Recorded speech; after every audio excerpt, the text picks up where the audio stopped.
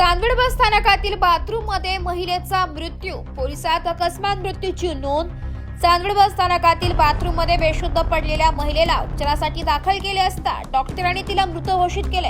ही घटना मंगळवार दिनांक 18 मार्च 2025 रोजी दुपारी 12 वाजण्याच्या सुमारास घडली आहे। या घटनेची नोंद चांदवड पोलीस ठाण्यात अकस्मात मृत्यू म्हणून करण्यात आली आहे। मृत महिलेचे नाव सुवर्ण राकेश यशवंत, वर्ष 23, राहणार राजदेरवाडी असे।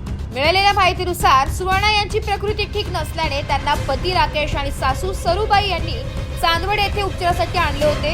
राकेश यांनी बस स्थानकावरून सुवर्णा व सरूबाई यांना थांबवून ते बँकेत पैसे काढण्यासाठी गेले होते। दरम्यान सुवर्णा बस स्थानकातील बाथरूममध्ये गेल्या, परंतु बराच वेळ झाल्यानंतरही त्या बाहेर न आल्याने राकेश यांनी शोध सुरू केली। बाथरूमचे दार आतून बंद असल्याचं लक्षात आल्यानंतर बस स्थानकातील वाहतूक नियंत्रक व सफाई कर्मचाऱ्यांच्या मदतीने दार तोडण्यात आले। त्यावेळी सुवर्णा या बेशुद्ध अवस्थेत आढळून आल्या। त्वरित त्यांना खासगी रुग्णालयात दाखल करण्यात आले, मात्र डॉक्टरांनी तपासून त्यांना मृत घोषित केले। अधिकृत शवविच्छेदनासाठी त्यांचे पार्थिव चांदवड उपजिल्हा रुग्णालयात हलवण्यात आले।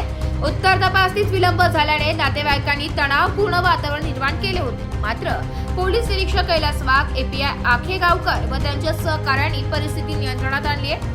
दुसऱ्या दिवशी सकाळी शवविच्छेदनानंतर पार्थिव नातेवाईकांच्या ताब्यात देण्यात आले आणि राजदेरवाडी येथे अंतिम संस्कार करण्यात आले। या प्रकरणी चांदवड पोलीस ठाण्यात अकस्मात मृत्यूची नोंद करण्यात आली असून पुढील तपास पोलीस हवालदार स्वप्नील जाधव करीत। नाशिक लोकशाही न्यूज साठी प्रतिनिधी देविदास जाधव, चांदवड।